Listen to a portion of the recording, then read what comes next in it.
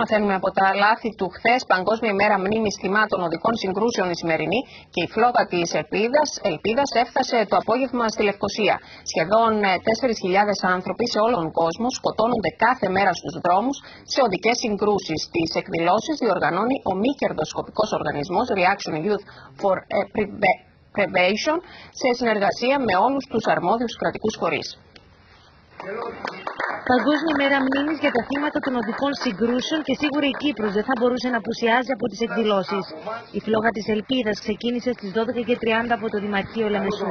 Θέλω να σας πληροφορήσω ότι ο Δήμος της πόλης μας ενδιαφέρεται πάρα πολύ σε πολύ στενή συνεργασία και σε συνεχόμενη βάση.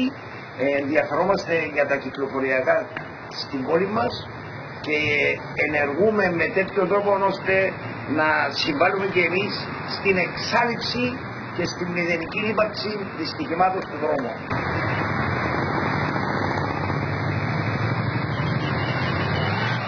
Με συνοδεία αυτοκινητιστών και μοτοσυκλετιστών, η φλόγα της Ελπίδας πέρασε από διάφορα σημεία στην Κύπρο και έφτασε στη Λευκοσία.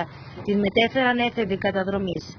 Σχεδόν 4.000 άνθρωποι σκοτώνονται κάθε μέρα στους δρόμους σε οδικές συγκρούσεις.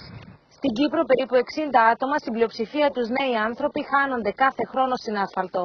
Στην εκκλησία της Φανερωμένης τελέστηκε τρισάγιο και δέηση για τα θύματα και τους τραυματίες των οδικών συγκρούσεων. Τις εκδηλώσεις οργανώνει ο μη κερδοσκοπικός οργανισμός Reaction Youth for Prevention σε συνεργασία με όλους τους αρμόδιους κρατικούς φορείς.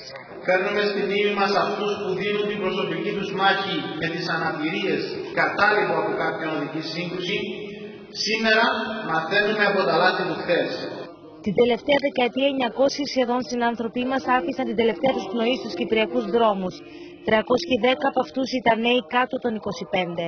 Είμαστε πεπισμένοι ότι αυτή η κοινωνική συμμαχία είναι απόλυτα αναγκαία, γιατί από μόνοι μας ως αστυνομία και γενικά ως κράτος δεν μπορούμε να αντιμετωπίσουμε αυτό το πολυσύνθετο πρόβλημα που ταλανίζει για χρόνια τον τόπο μας.